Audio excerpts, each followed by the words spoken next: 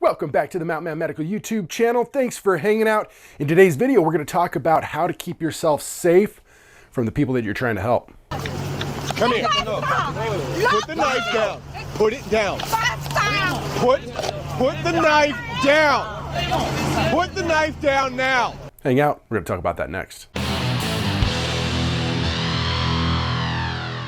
All right, guys, before we get into this video, do me a huge favor. Go down below, hit the like and subscribe. That's a free way to support me here at the channel. So if you learned something, that's a good way to do it. All right, so whenever you're in a very emergency situation, things can change very, very rapidly. One emergency can quickly turn into another emergency. And so this is where we need to be heads up because it's extremely important that you stay safe. Now, the reason why it's so important to stay safe is because if you run into a situation and you don't take into consideration the different types of risks that are going on and you just run in and you get injured, now you've just made the situation twice as bad, right? I've talked about this a number of times, and I think this is an important thing to kind of get across to people because sometimes people will just react to a situation. How many different types of news articles and news stories have you seen where they talk to the hero and they ask him, how did you do what you did? And the hero will usually respond something along the lines of, I don't know, I just reacted. That's still admirable, right? I still admire that trait because not a lot of people are willing to do that. And if that person is willing to, they have that ability, then that's incredible. That's amazing. At the same time, just simply reacting to a situation can be very dangerous to both you and the person that you're trying to help. So if you run into this situation and you make the wrong call and you get hurt, or you need to get rescued as well, now you've just made the situation worse because instead of one person that needs to be rescued, now there needs to be two people that need to be rescued. So when EMS arrives on scene, they have to divert those resources to take care of you and the casualty. And there's a chance that there won't be enough resources to save you both. And so one or both of you may die.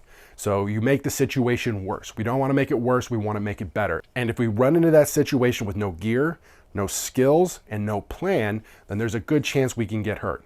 So anytime you show up at the scene of an emergency, it's really important for you to keep your wits about you. We have to be paying attention to everything that's going on around us. We need to make sure that we see any threats that are coming at us before they get to us. So we need to be heads up and paying attention. And that can be kind of hard because here you are trying to take care of somebody in a bad situation and you could have tunnel vision. You're locked in on this one person that needs the help and you're only caring about that.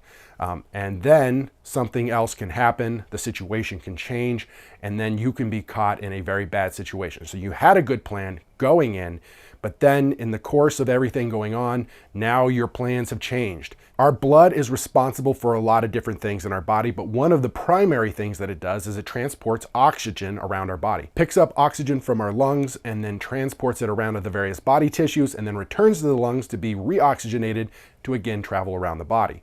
Now, if your brain isn't getting the oxygen that it needs to survive, it's not doing well, it's not going to be functioning correctly. So then that person can start acting erratically. I've had to tackle people who are very badly injured because they are running away from me and trying to take care of them.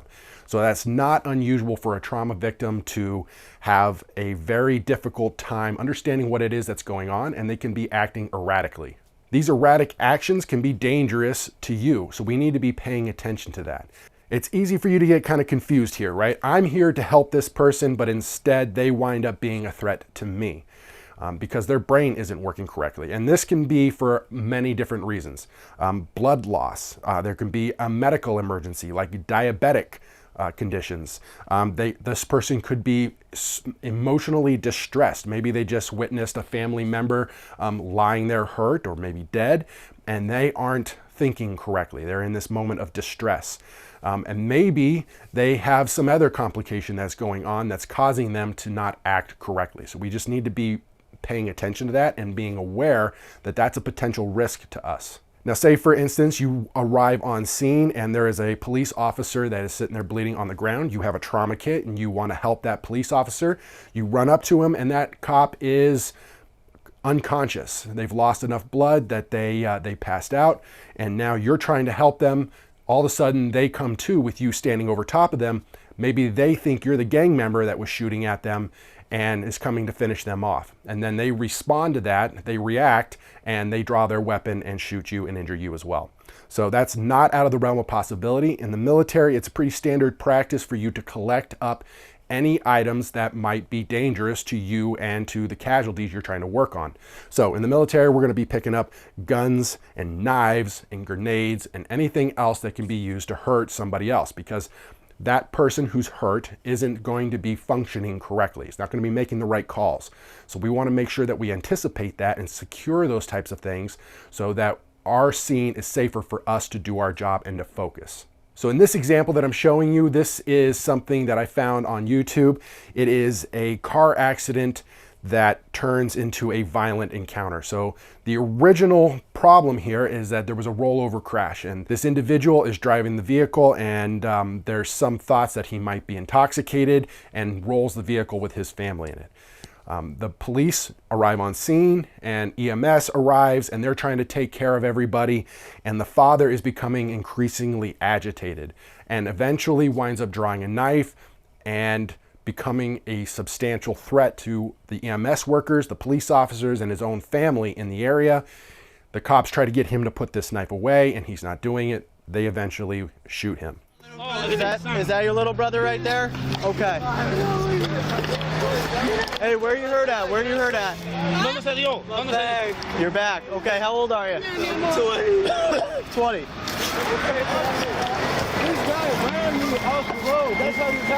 Okay, come to this side for me, okay? He's probably intoxicated. How old are you? Hey!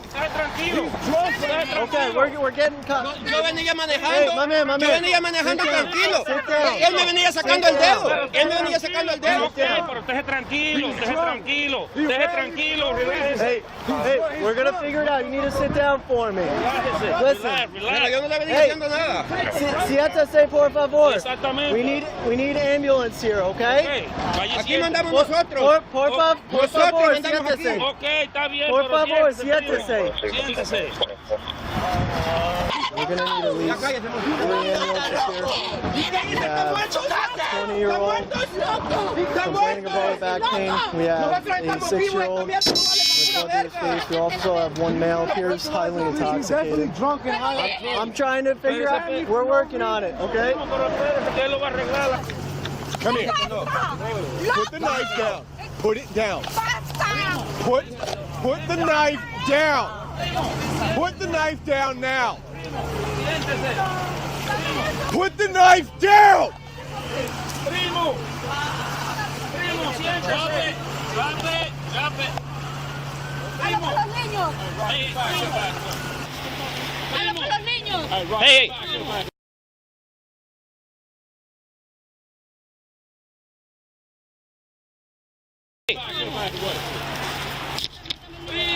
Everything Raleigh, hold the channel. Drop it!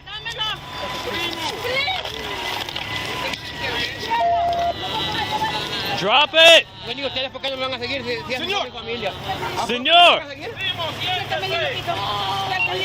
Drop it!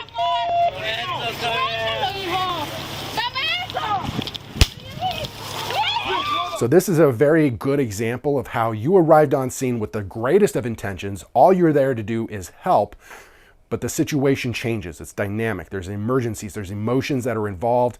Maybe that person is intoxicated. They're not thinking correctly. A lifetime of trauma has put them in this situation where they are not going to respond to this appropriately, and that can be a substantial threat to you, and you never know when that's going to arrive. So making sure that you're paying attention to the situation and how it could change, and then extricating yourself from that situation as quickly as possible if it becomes unsafe is going to be essential. Then you can go back in and take care of people after police have already secured the scene and are helping, but until that occurs, it's not a safe place for you to be. All right, guys, thanks for hanging out and checking out this video on how to be safe in an emergency situation. The threat can come from anywhere, even the people that you're trying to take care of. Being heads up and paying attention to that will help keep you safe and doing the best for everybody around you. If you learn something, do me a huge favor, go down below, hit a like and subscribe. That's a completely free way to support me at the channel. And if you need a trauma kit, head over to mountainmanmedical.com, check out our Yellowstone and Wind River trauma kits, and be ready for whatever the mountain throws at you. I'll catch you guys in the next one.